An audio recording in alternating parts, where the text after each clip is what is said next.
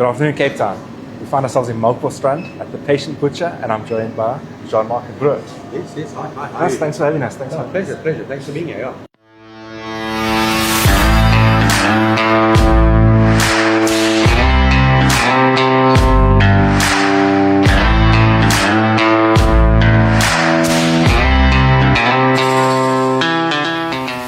Can you please tell us a bit about what you guys all do here? Okay. Well, Brett started the butchery in 2020. Yeah, 2020, December 2020. It started out of a passion for working with meat. I've gotten a little bit of in-house experience at a friend's butchery for quite a few years, and he helped me to push this and to get this going because he obviously saw the passion that I had for it and the knowledge that I picked up with the meat, and we're here to provide a very personal butchery experience for customers, and to give people the best that we can give, and with an emphasis on quality. Yeah. quality and with the knowledge that we have about the meat and how the meat works, and what different kinds of meat do for the stew. We're quite adamant picking all our meat by hand, and be very, very serious on not providing the same kind of thing that's in the corporate market. And do you source your meat from one place, or do you have... A few places, but mostly the trusted ones, and because I was a farmer working with meat, producing sheep, beef over the years, I use my own discretion at what a carcass should be and where my meat comes from.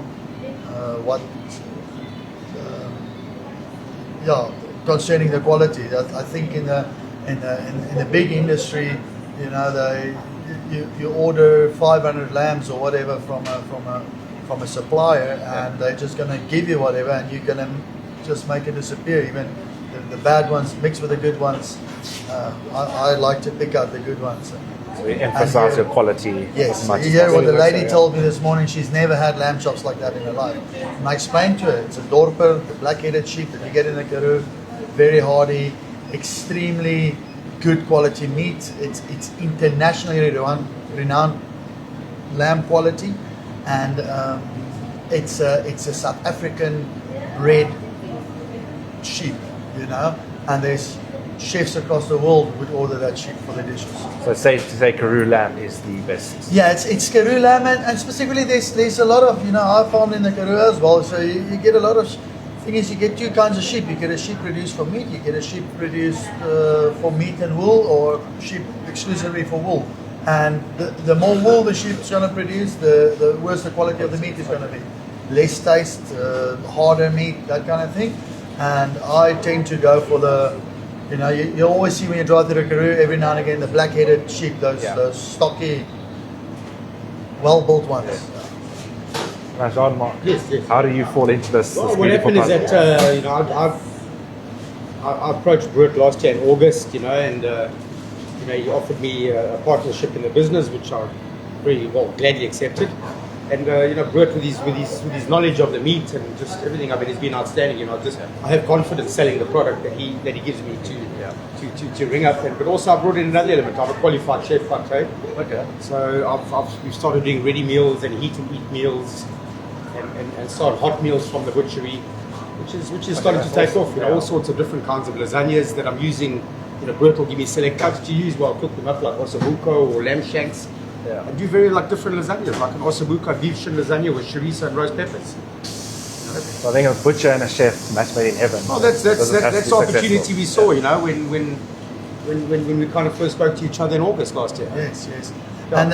And the main thing that he contributes is his knowledge about the other things in the butchery. Our sauces, our exclusive pastas and stuff that's straight out of Italy, and it's basically globally the best pasta you can buy. His knowledge about those things, the high-end things that you can actually use to complement your meat is what makes him really. Brett says, we give a lot of advice on preparation of meals. But Brett is, he's very good at explaining, you know, casseroles and roasts and how to do something in the pizza oven and how to reverse sear and do that. And I can, you know, give them suggestions with other cuts, you know, if they want to do a pasta or a risotto or a whatever it might be. You know? So it's not just coming here and you picking your own piece of meat and you leave. No, You come here, get some knowledge of exactly what you. So you know, we try to put on a personal emphasis with a little bit sharing a bit of knowledge. Yeah. And now, if anyone wants to get hold of you guys, address, phone numbers, any social media links, that type of thing.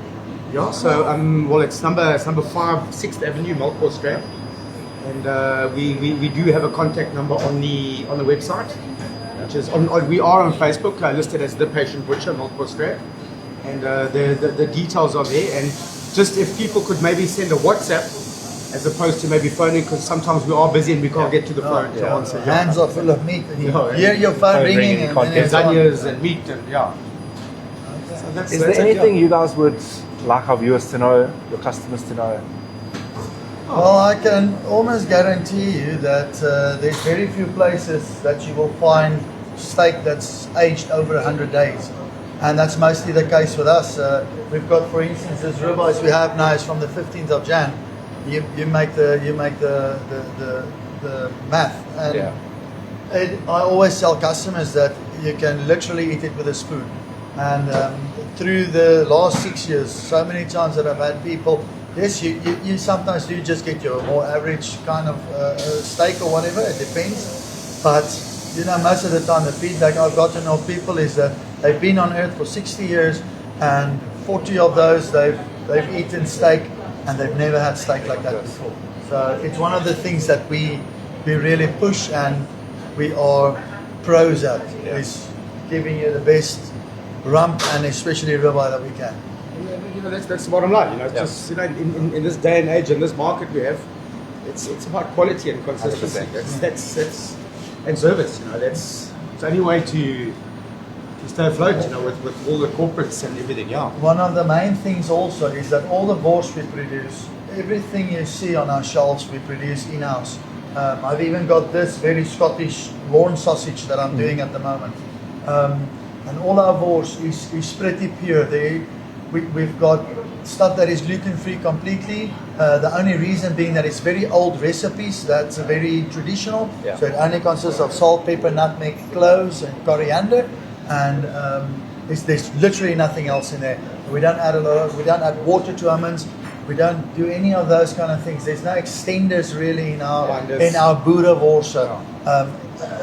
There will be maybe a little bit of soya or whatever in the spice pack or the spice mix, but it's all literally our own mixes and our own recipes.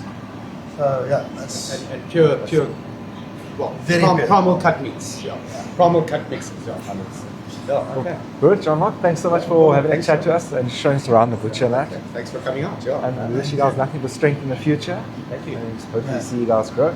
Thank you very much. See you guys next time. Sure. Thanks.